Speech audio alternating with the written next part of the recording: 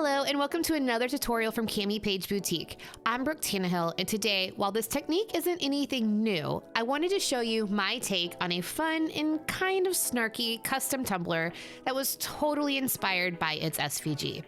All the products I used will be listed in the description below, and you may even find a coupon code or two that saves you some coin.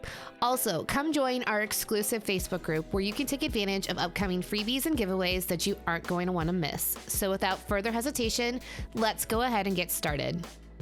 I started this cup on a live in the CamiPaige Boutique Facebook group, and this is a 22-ounce fatty from Parish Tumblers, and I absolutely love this cup. It is the perfect coffee cup because it fits under my Keurig, and it just holds enough without being like super overpowering. So I love this design, and what I'm doing is I'm just prepping my cup. I rub it down with an 80 grit sanding block, scuff up the surface just a little bit, spray it down with alcohol, and then just use a coffee filter to wipe off the grit.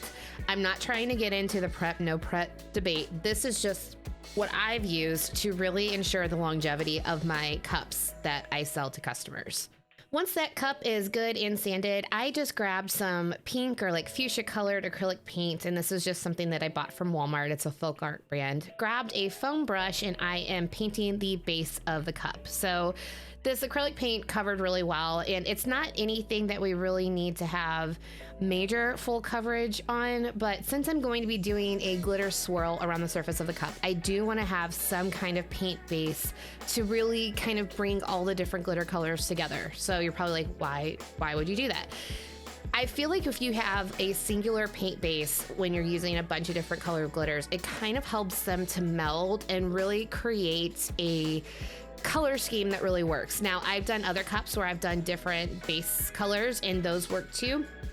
Just with this cup, I thought that I would demonstrate what a singular base can look like and what it does for the different glitters that you apply to this tumbler. So I painted the first coat of acrylic paint onto the cup, and this dries really quickly, just like any other acrylic paint. But I did speed up the process by just using my heat gun, and I did go in with a second coat just to give a nice even base for my glitter colors. And then I used my heat gun just to dry that second coat as well, and then it was time to apply the glitter.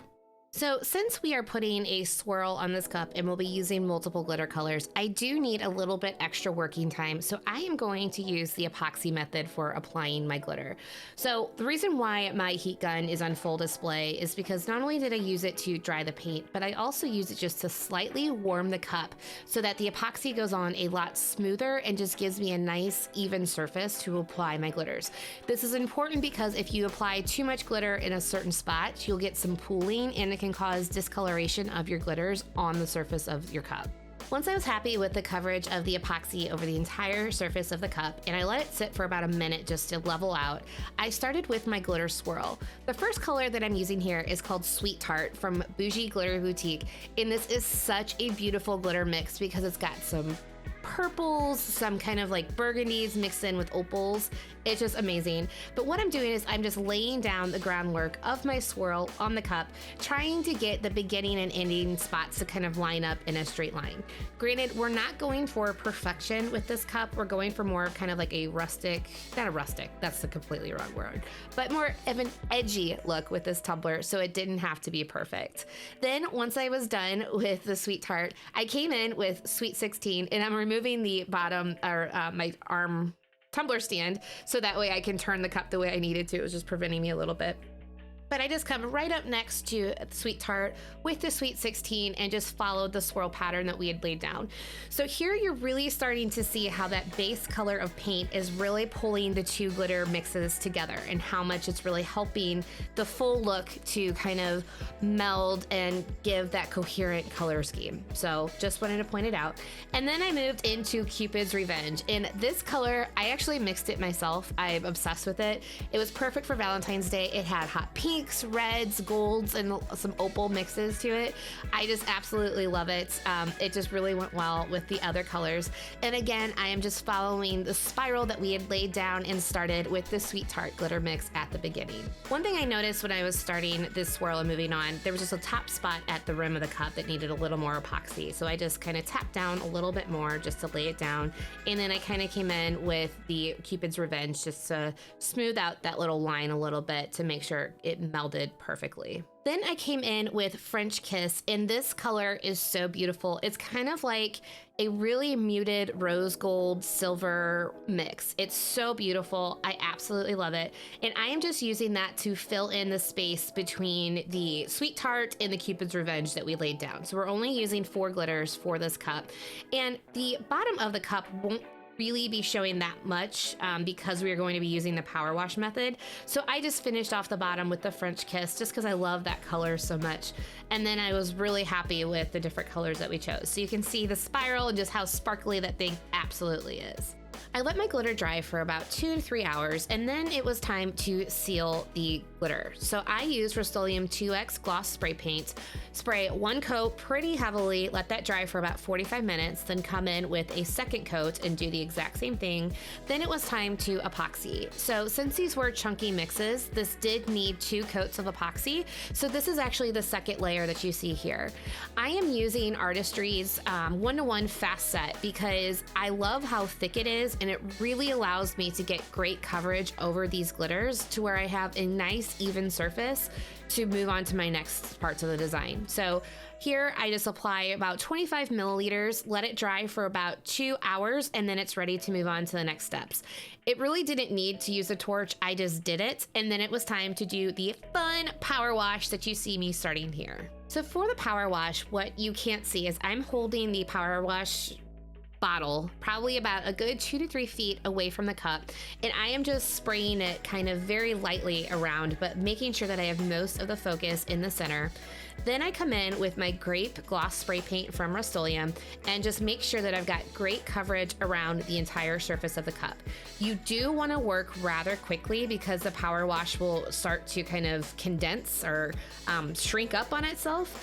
And then once I got the coverage, it goes into the little bucket of water, and you can see just how beautiful that color really came out. I let that dry for a couple of hours, and then I come in with the next step, which was the black spray paint that goes over the top. But man, you can actually see how beautiful all of those glitters came out. But now what I'm doing is I'm coming back in with the power wash, and you can see I'm holding it kind of closer this time because I want to make sure that the black is larger, or it's kind of leaves a little bit of that purple showing through. So I'm just putting more of the power wash around, but again, so a little bit closer. And then I just come in with black spray paint, moving rather quickly. And then this time I'm going to make sure that I get the butt of the cup pretty covered because that way it really brings the whole design together. So I'm just moving around the cup, getting the bottom so you get that nice kind of seamless transition with the 2 colors. And then once I'm happy, I dunk the cup into the bucket of water, and you can just see how beautiful those 2 spray paint colors over the glitter come together. I'm obsessed with it. I love it. I love how all the pinks, the reds, the purples, and the blacks really play together. While it's drying, I cut out the decal using 3 different vinyls. First that you see there laid down on the Cricut mat is the platinum textured vinyl from Cricut. And then I cut out the other 2 colors using just the fuchsia of Oracal 651 and black Oracal 651. And I'm layering them on top of each other. So I'm doing the platinum first, the pink, and then the black to give it really nice offsets and kind of pull up together a lot of those different colors that we have. Then I am grabbing my CamiPaige Cradle. Granted, this cup has been drying for at least 2 hours before I do this. Please do not rush this and try and do it sooner because you have the possibility of pulling off the paint. But I just put it down where I want the decal to go, and then I just position the decal where I would like it, line it up, and then just apply it to the cup. So here I just make sure to focus on the middle and then work my fingers down the sides to kind of work my way out and make sure that it's well and adhered. It's nice and pushed down.